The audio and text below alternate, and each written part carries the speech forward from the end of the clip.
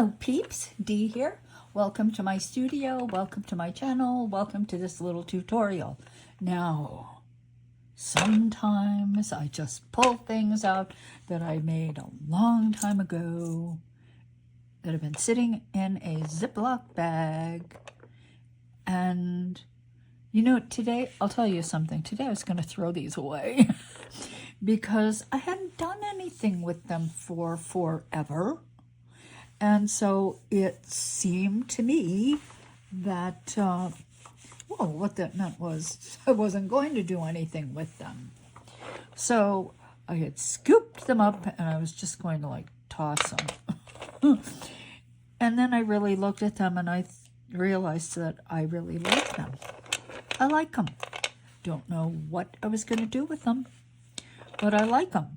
Now, some were clearly mistakes. These guys, do not even ask me what I was thinking because I was wrong. Whatever I was thinking, I was wrong. These will go in the garbage right now. But I do like the spirals, and I do like the squiggly ones like that. And I even don't mind the donuts. Yeah, so these I like. The other green one, I don't know what I was thinking. So anyway, I thought, let's just do something. It doesn't have to be really complicated, certainly. Why don't we just do something along these lines? I'm going to make myself a squiggle pin. I can see myself wearing something like this. Not necessarily in these colors. You guys know me. In these colors. And that's what we're going to do. We're going to do this one. Maybe, just maybe, we'll do this one too. All right, let's get started.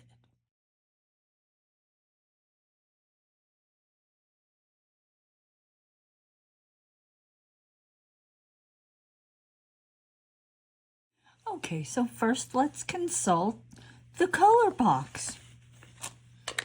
These are my colors. I love this color, and I love this orange. Now, I'm going to pick this orange because it has some white in it. I can tell. I'm looking at it, and I can see there's white in there, and I want that. I want that. And then I am going to select this one, which is not like packaged red exactly. It seems to have a little bit of magenta in it, which is fine. Gives me that berry thing that I like so much. Matter of fact, this is much more berry. I'm going to mix these two together. This is what I'm going to use. Now I'm going to mix these together. Should I throw you in? So these are my colors, the colors I'm going to use, because they are so much more me than these colors. Okay, so let me make some sheets. And when I sheet these up and mix these two together, I'll be back. Okay, peeps, so here are my colors. I like this yellow orange. I like this orange, and this is the red. I think I'm going to make this more berry color, so I'm going to add more magenta to this one.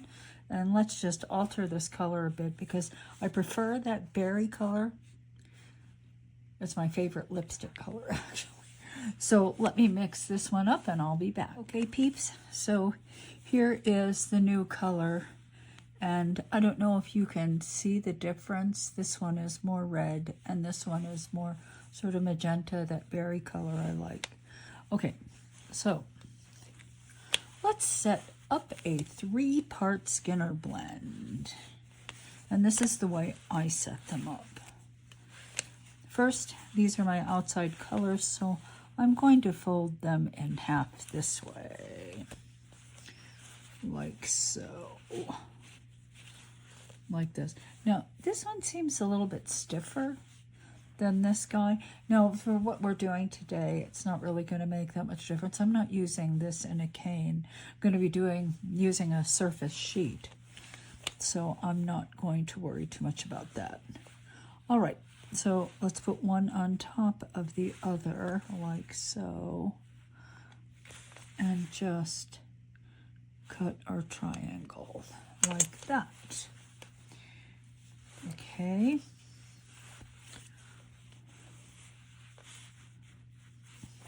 Now I'm going to take the orange that lies between the two colors, and I'm just going to fold like this.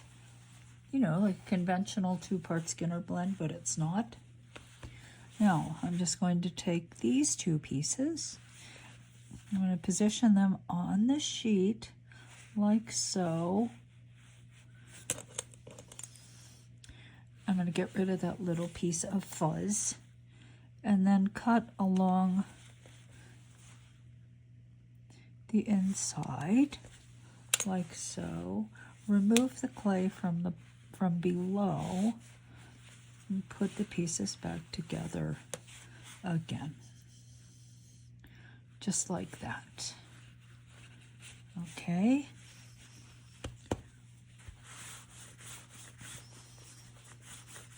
Now I'm going to Skinner blend this.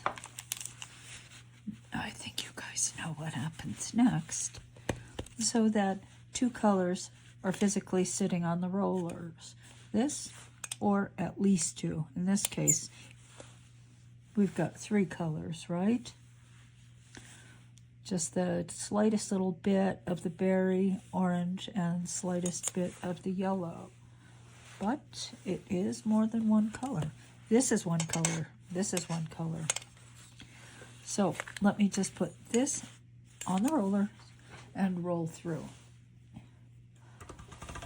No, because I don't have tons and tons of clay, I'm not working through the thickest setting of my pasta machine. I'm actually going through setting number 1. Now, try not to let that happen, okay? If you have to sort of ease the center, ease the color in the middle in, then please do it. See? Like so, but you want to properly align the sides. Place the fold on the rollers, roll through again. Just keep folding and rolling like that.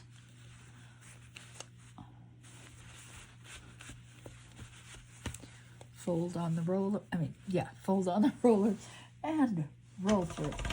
All right, so let me continue doing just that very thing, and I'll be back when we have a Skinner blend. All right, so here's my Skinner blend. Got a little bit wide, so I'm going to turn it into a plug. So I'm going to roll it through setting number 3. Just to thin it out a bit, just makes it a bit easier, just a little bit easier to roll.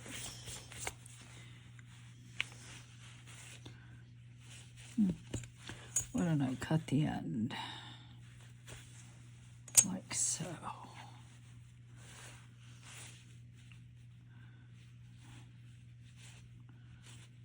And we're going to make a plug.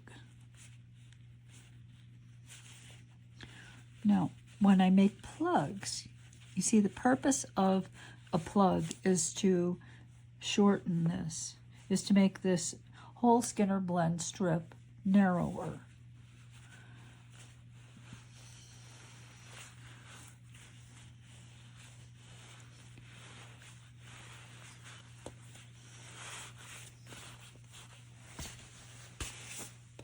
So that an entire blend is contained in a shorter distance. So the way you do it is you roll and you do a reverse reduction. You're doing a compression, not a reduction. And that is by taking your hands and rolling to the middle.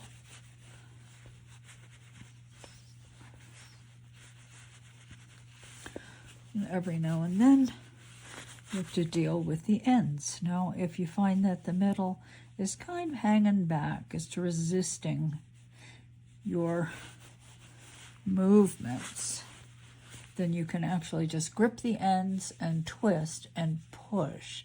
See how it's getting bigger in the middle? Well, that's what we want. Then let the ends catch up. And now I have a Skinner blend contained in a much shorter piece, a shorter cylinder like this. Originally it was probably about that wide, and I've compressed it down now. Okay, so now I need some scrap clay, so I gotta go get some.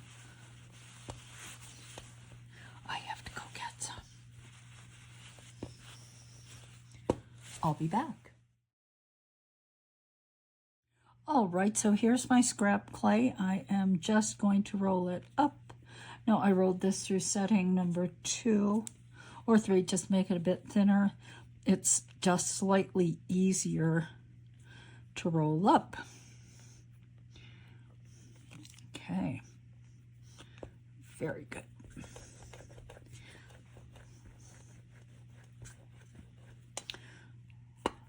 Okay, so how big are we gonna make this? I guess before we actually make it, we should know that. Now, this one piece that I'm gonna make is going to be 2, actually. So, as I'm going to cut it in half. Now, let's take a look and see what happens here. Now, I have a tendency, okay, so I'll just tell you, I fly by the seat of my pants. I just want to go, oh, this looks good, this looks good. I wrap it, and whatever happens, happens. Whatever the size is what the size is. Now, not everybody likes working like that. So if you are not like me, if you're like, well, I really don't want a pin longer than X number of inches, or I really want something that's kind of tiny, then you're probably, it would be a good idea to run a little test. To actually take a cylinder, cut a length off, make a notation of how long it is, right? And wrap it with a sheet cut from your cylinder. Then just test it out. It may be worth it to you to sacrifice some of it. Now, if you don't want to sacrifice any of this, then just set it aside and let's just do a test without. Now, where's my ruler? Where's my ruler? Okay, so that is a little, that's like 2 1/4 inches. Okay, so let's see what happens if I just work with 2 1/4 inches, oops, by 5/8 of an inch.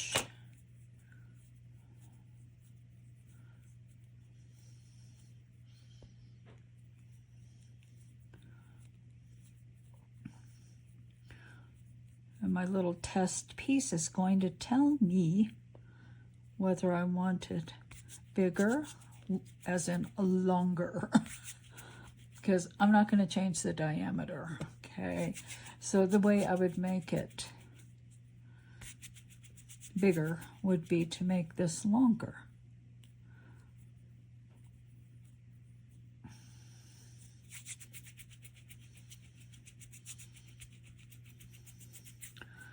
So let me just stretch it out a bit. Now these pieces are pretty squiggly, which means they've got to be kind of long. You know, they're not going to be little shorties.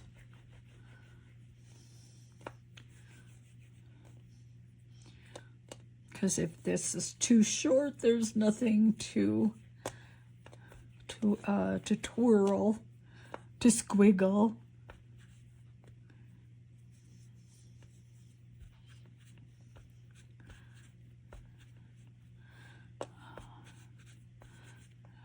Okay, so let's see how long this is. This guy is 6¼ inches. So let's see what happens with 6¼ inches. Now what I'm going to do is cut it in half.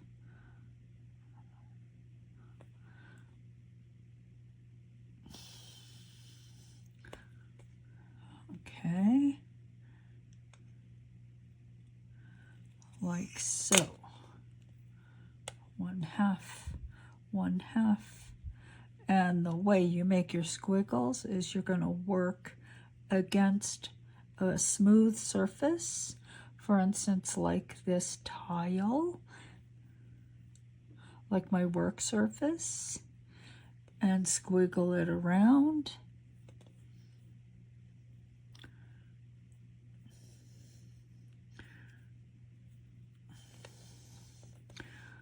And see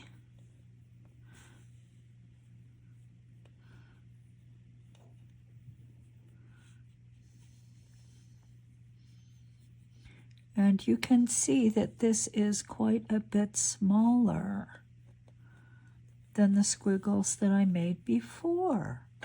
See this guy? He's huge. Huge. Okay, so let's see about just stretching out a bit. Like so. There's no need for my pin to be quite so chonky, like in through there it was quite chonky.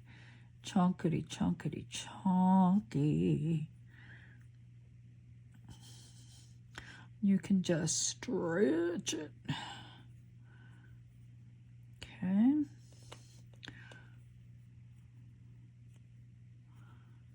Now, bear in mind that it is going to be thicker because I'm going to put this on it.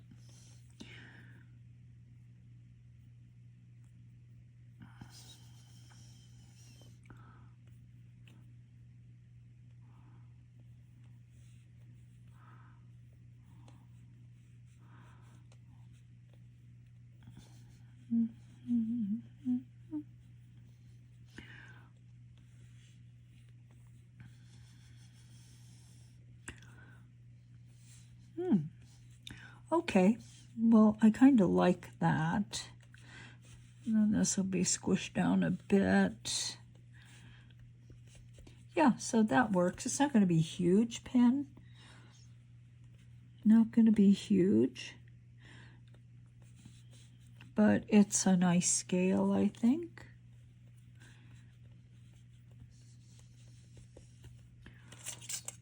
Okay, I think I'm actually going to make it longer. I'll make it 3 inches. Okay, but that's just an example of the kind of thing you might do to see whether this volume, the core volume, is correct or if you're like way far off from what you want. Okay, let's move that over. All right, I'm going to make this 3 inches, and at this point in time, you are only 2 inches. Okay. Not a problem. I'll make you 3 inches by just stretching it out a bit.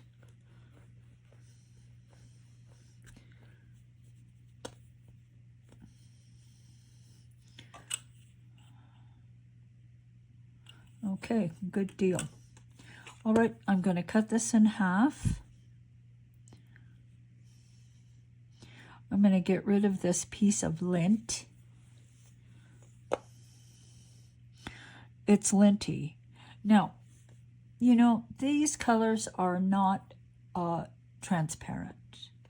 I know there's white in here. I know there's white in here, and I'm not worried about that. So I am just going to take a piece that I cut off of this. I'm going to roll this into a sheet. Here, let's just do it. I'll do this side because it's cleaner. It's cleaner.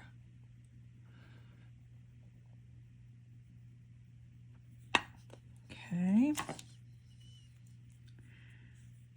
I'm going to clean underneath my rollers because That's, see, look, schmutz.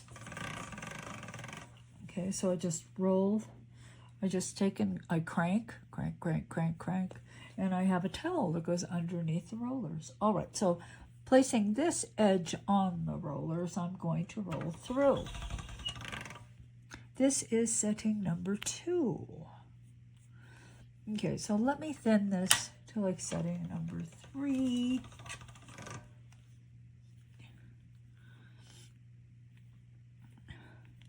And I think we'll live with that. Setting number 3.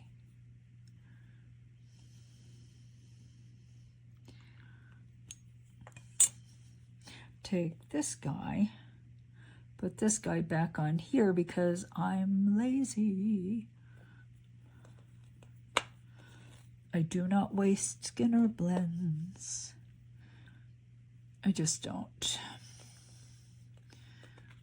It's work. Why do more work than you have to? Transfer, cut along the edge. Take this little piece, put this back in here.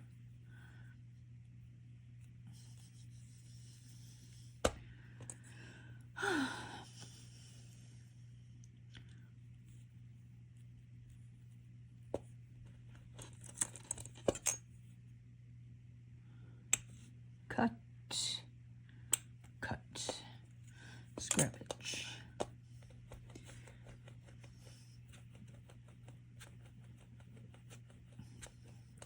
Okay, try to heal up the join by rolling. If you have any difficulty, don't forget you can take a metal rod like this, just kind of stroke it over to close it. If you have an unfortunate blue spot like that, you can just cut it off. Now let's close the ends the way we usually do, by just pulling the clay from the sides up over the end. I do this a lot. I think I could do this in my sleep. I do believe I could. Same thing here. Indent slightly, then pull the clay from the sides up over to cover up the scrap clay inside. Yeah. Now, the one thing I'm doing here that is different than this guy, see, it's round. I never cut this in half. I didn't cut it in half, and that's why the back is not totally flat. Now, when I cut this one before, I had a little bit of difficulty because my blade wasn't quite as long. Do you notice that? My blade is long, but nonetheless, I had rolled this out farther, so it was tough cutting. So I am going to roll this out a bit more.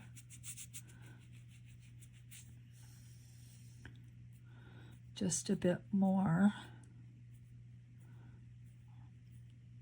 Bring out the point. What's the point? Where's the point? There's the point. Okay. I like these colors so much. I see an air bubble there. I see it. Pierce it. You see an air bubble, just pierce it.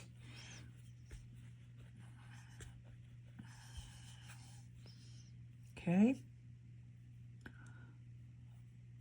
Where's the seam? I think that's the seam right there. So let's cut it in half now, and I will lengthen it another way. because if it gets too long this way, it's very hard to cut it in half. Okay. Now, I am going to texture, so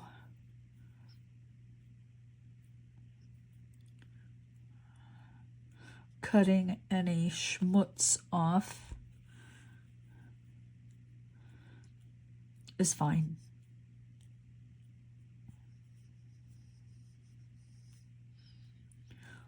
I'm not really cutting that deep. And now I'm just kind of reducing, I guess I'm just kind of reducing it, just making it longer. Like so.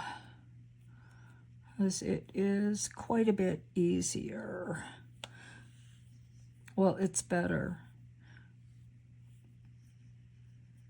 I've done it both ways. I have.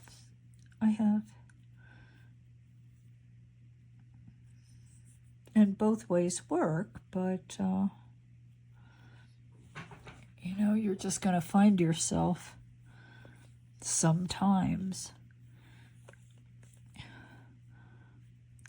not cutting very well, and then you've basically... Okay, so sometimes I have actually cut something that's long like this in two goes, like, and then moving the blade, and it ends up being so bad that I can use neither. Yeah. It's a confession.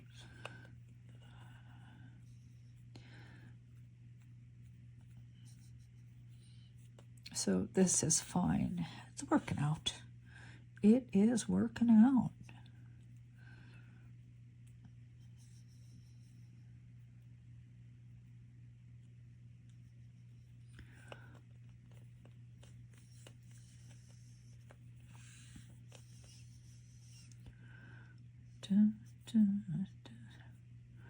Ooh, making this one really long.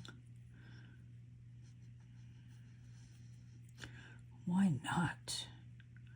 Why not? More to squiggle. More to squiggle, I say.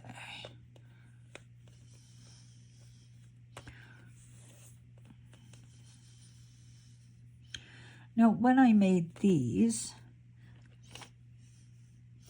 wait, is this a good, this is a good example. See how skinny that is?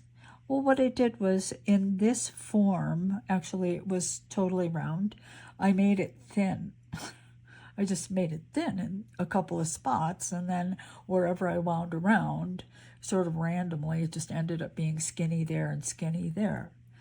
So you can also do that. I mean, you can just kind of make someplace skinnier in the snake if you want.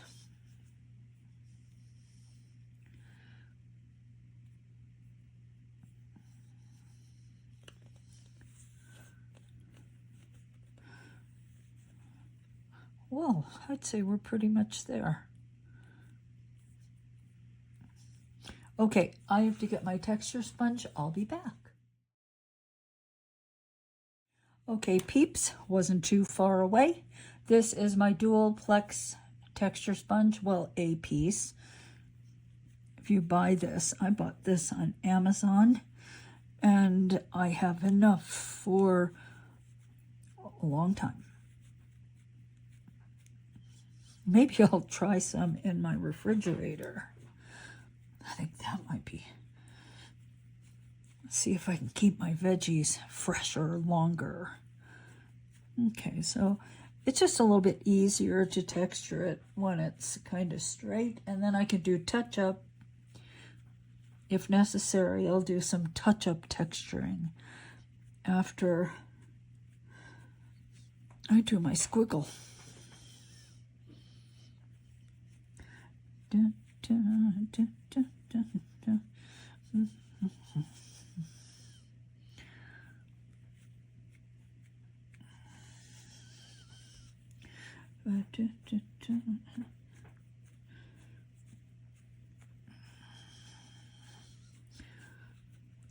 Okay.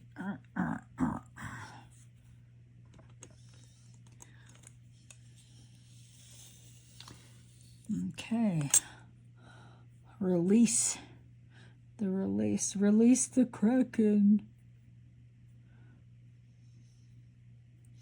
So let's start at one end, just kind of making a spiral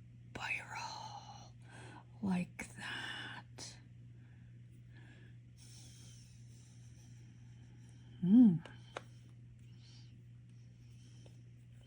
All right. Now I'm gonna pull this over, but then I'm gonna take and work it back in the other direction.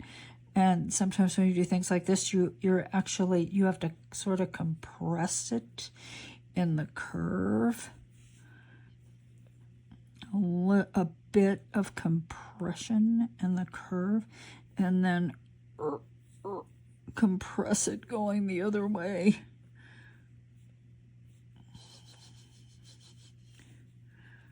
And then twist the little tail back in the other direction.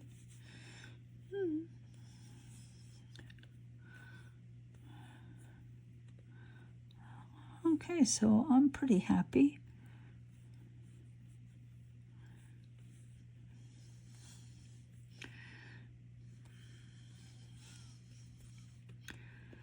All right.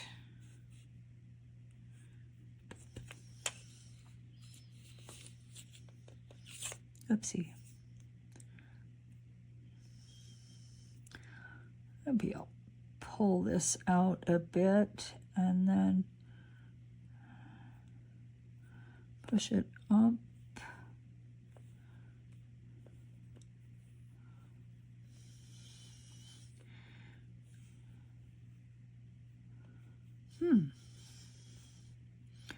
Now, will this do? It is way less wavy than this guy. So I want more wavy.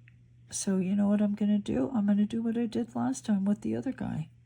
I'm going to start stretching it out just to give myself a bit more length. I don't really have much length here to twist.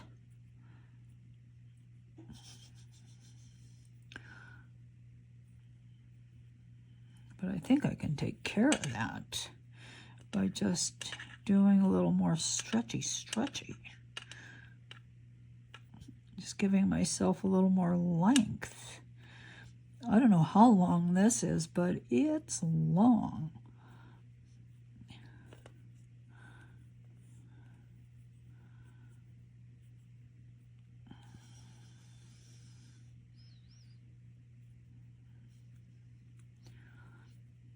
Yeah, so you can just stretch it if you need more length. Just give it a go. Okay, let's stretch it even more.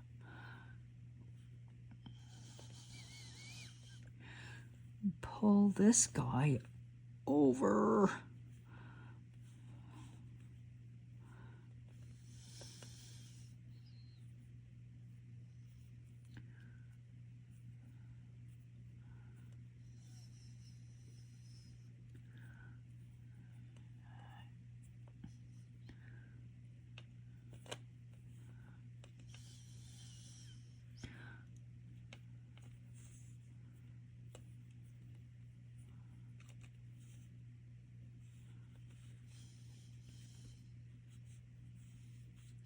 So that gave me a little bit more. If I wanted, you know, I could keep pulling. Now it's just going to get thinner, right? The overall thickness of the snake changes. It gets thinner. Now this is also much more regular. Yeah, it is. I mean, you can tell it's much more regular. So let's just thin a spot out a bit. Maybe that'll make it look a little more interesting if we just thin something. Why not?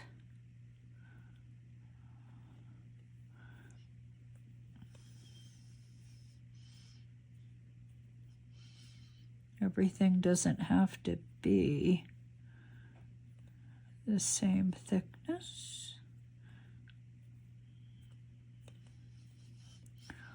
The clay has a nice kind of stretchy quality right now. Okay, let me thin in through here.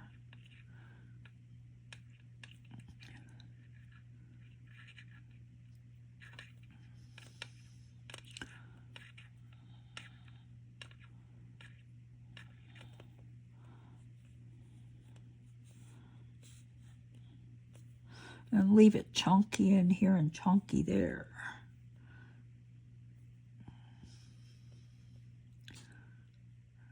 Chunkity, chunkity, chunk.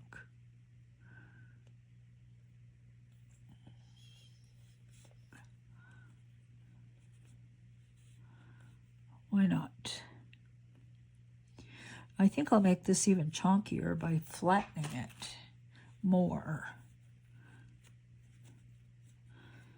So spreading it out, spreading the width out, and making it wider. There.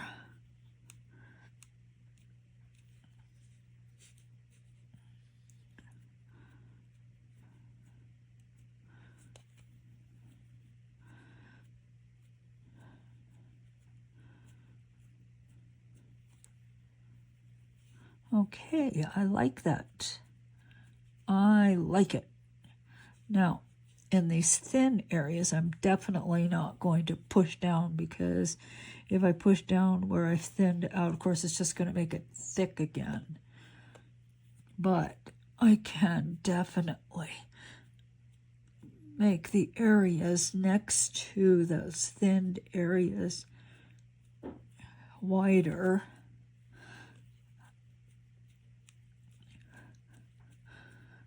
By just pushing like that.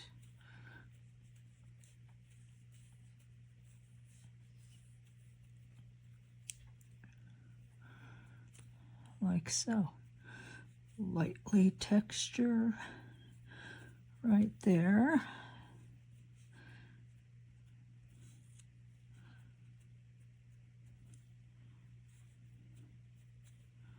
Like so. Let's make it a little wider in here around this.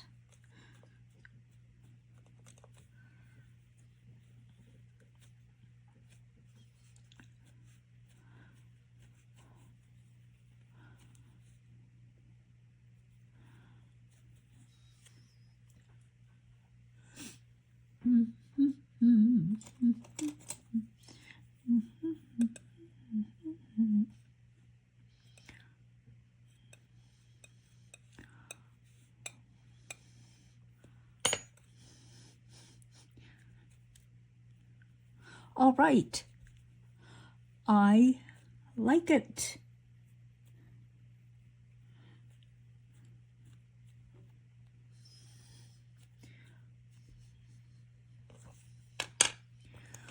Okay, so what I'm going to do next is I'm just going to slide my blade underneath. I'm going to grab a tile.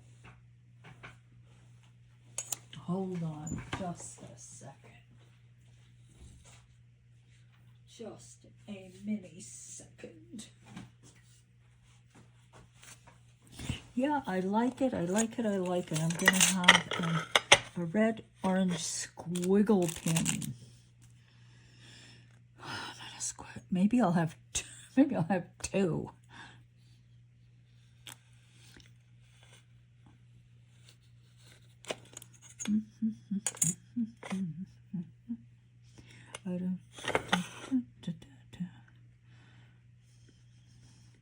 Leave a bit of space there. Do I want to leave a bit of space here?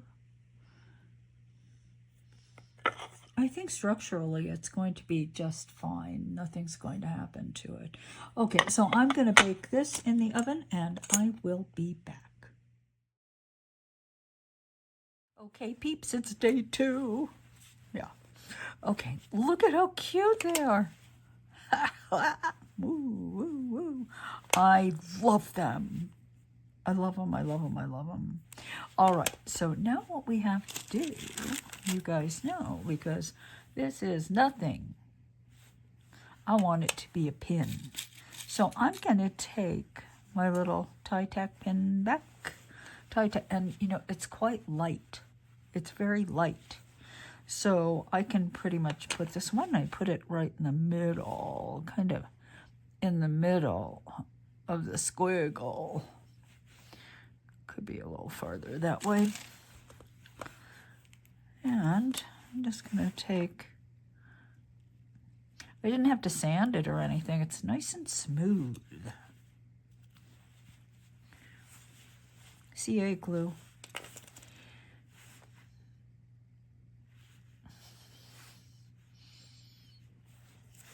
Okay, I'm just going to push it down for just a few moments.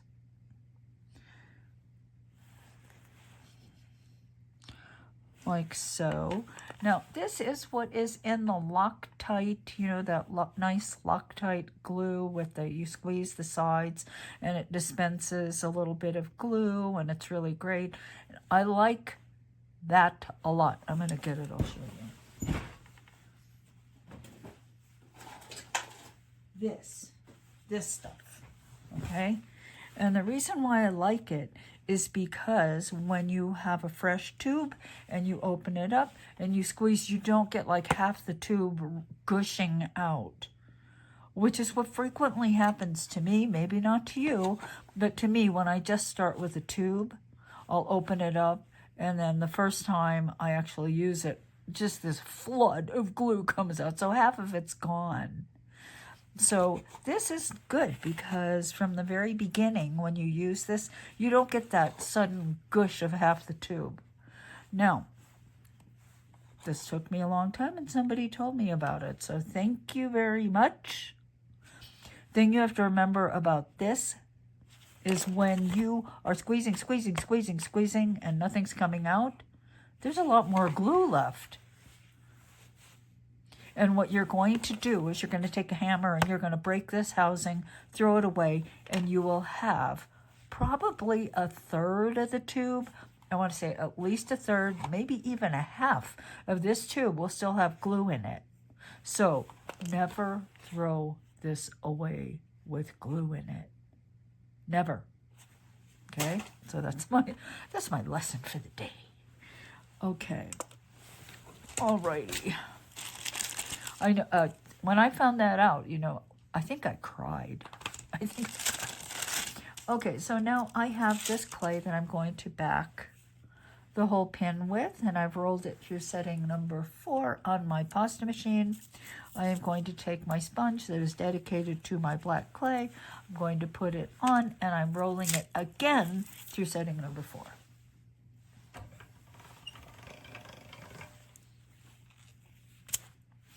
Instant texture. Instant texture. Okay, now let's take my sloppy. I know. It's a sin. It's a sin. What can I say? But it still works. I keep thinking, oh, it's so scummy. You have to take it and take all of it out and give yourself some fresh. And then I think, well, isn't that a waste? Yeah, it might not be perfect, but you know what? It works.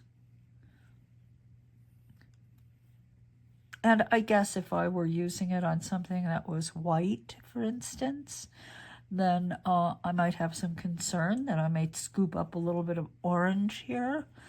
You know what? Look at the colors I'm working with.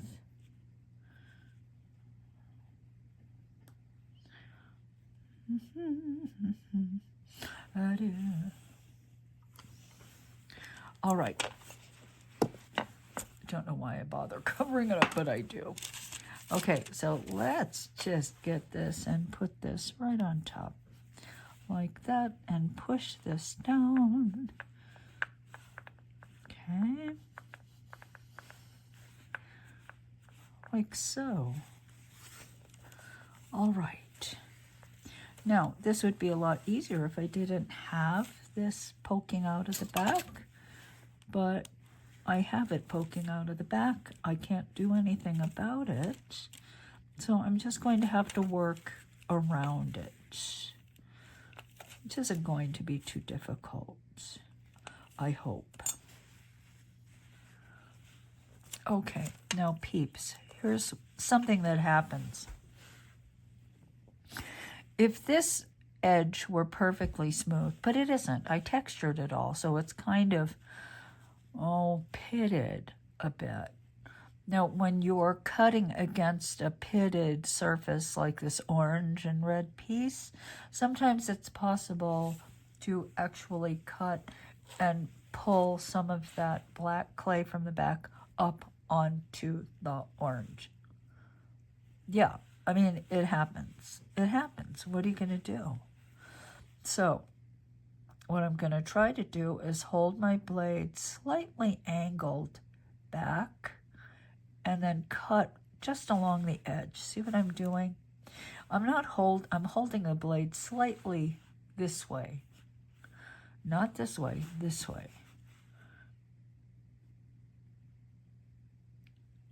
And by angling it back a bit, it's a lot less likely that I'm going to push this black clay up onto the top. Because I really, honestly don't want to do that. So I'm just going to slowly work my way around. Do my best. Maybe in a place like that, I'm going to have to approach it from the front. And maybe that actually works really well.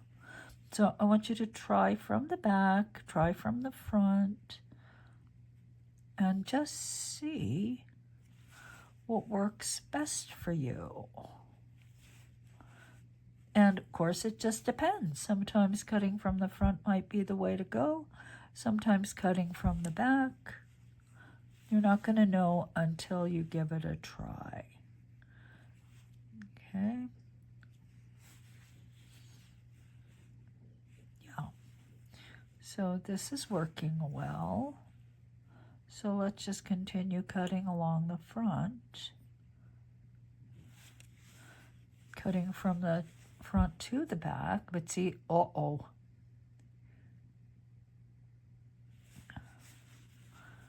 want that black up on the top.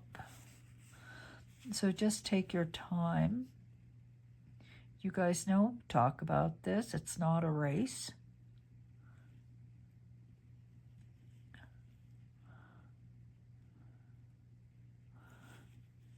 Now, this week, and I wasn't sure I was going to talk about it, but I had somebody comment that I work too slow or my classes are too long. And, I get that. I understand because my classes do tend to be long. But I think I make them as long as they need to be for what I'm trying to convey and tell you. And yeah, sometimes I fall into maybe things that are not strictly clay related, but I'll tell you what the good news is. The good news is there are so many classes here on YouTube that if you want something that's shorter or something from a teacher that works faster than I do, then you know what? Yeah, you have many choices. many choices. All right, so you just saw me cut what was probably the most difficult part. See, that's what I'm talking about, that little bit of black. But then you can take this and scrape it away most of the time. All right, so let me finish. You want me to, maybe I should cut the most difficult part for you first. All right, let's just do this.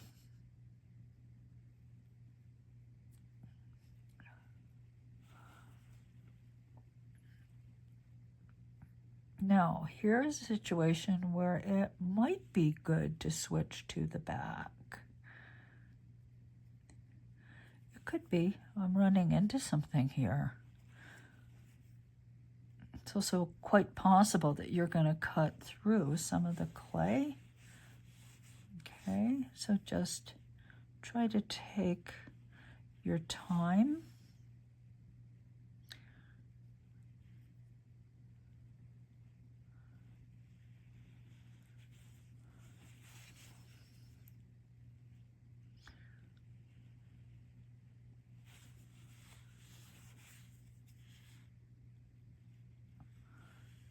And you know, you can, of course, you can feel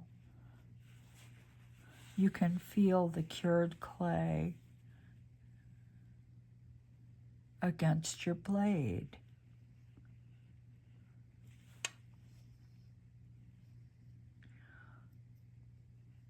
I have to say, I like this kind of work. It's a bit fussy, but it kind of makes it more interesting for me. If something's too simple, too easy, I think you want certain things to be easy, like conditioning your clay. You want, I mean, that's just a task that you have to do. So, but then something like this where you're cutting away, it takes not tons of skill, but it takes some skill to do it properly.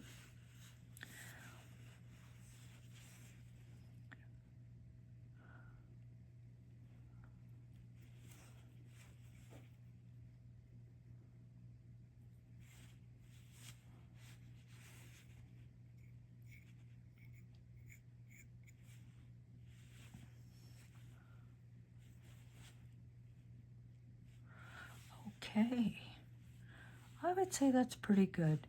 This is not perfect in through here, but it ended up being just a tiny bit lumpy in this curve. So let's see if I can just gently scrape away some of that clay. Not the most perfect thing I've cut, but not too bad. Not too bad. All right, so let me put my signature cane on.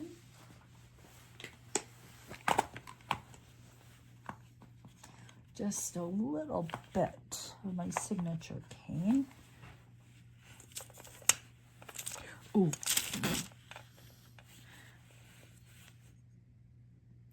And things were going so well.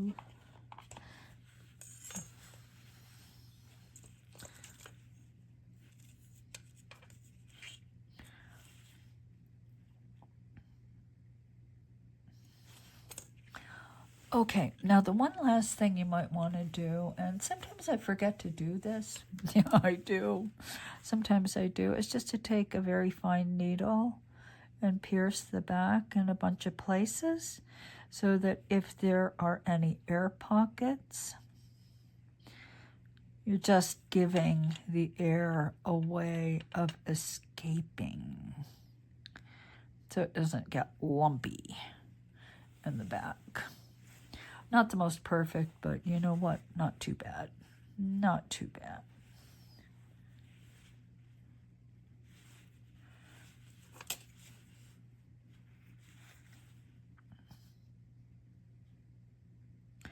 Oh, that's where I ran into a little bit that kind of caught my blade.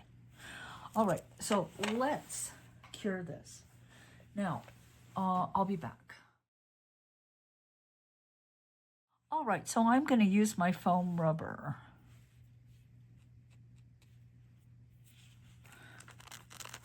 And just push it straight down like that, okay? So, of course, the Tie-Tack binding is actually sticking in the foam rubber, so the back should be fairly flat. Now, I'm not going to say it's going to be perfectly flat because, I don't know, the foam rubber changes a bit too. Now, let's say you don't have foam rubber. You don't have this particular setup. This was a gift from Lainey. Here's what you do. You're going to take a bed of baking soda, just baking soda in a little pan, maybe a pie pan, and just lay this face down like that and cure it that way. Okay, so not a problem.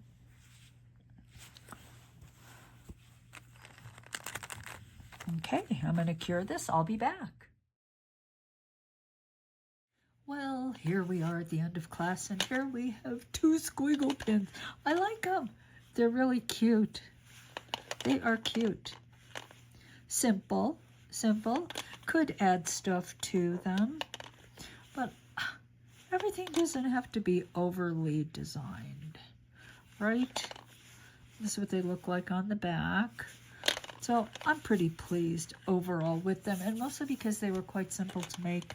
I think you guys will have fun with these. You'll be able to make them. And yeah, all you have to know is 3 parts Skinner blend. Pretty much that's it. And the class includes that, so there's no excuse. Okay, so that's it for today's tutorial. Thank you so much for watching. And if you liked it, please like it. And if you aren't subscribed to my channel, please subscribe. Really helps me a lot. I appreciate it. And I appreciate you. Thank you. Time for me to say goodbye. Bye.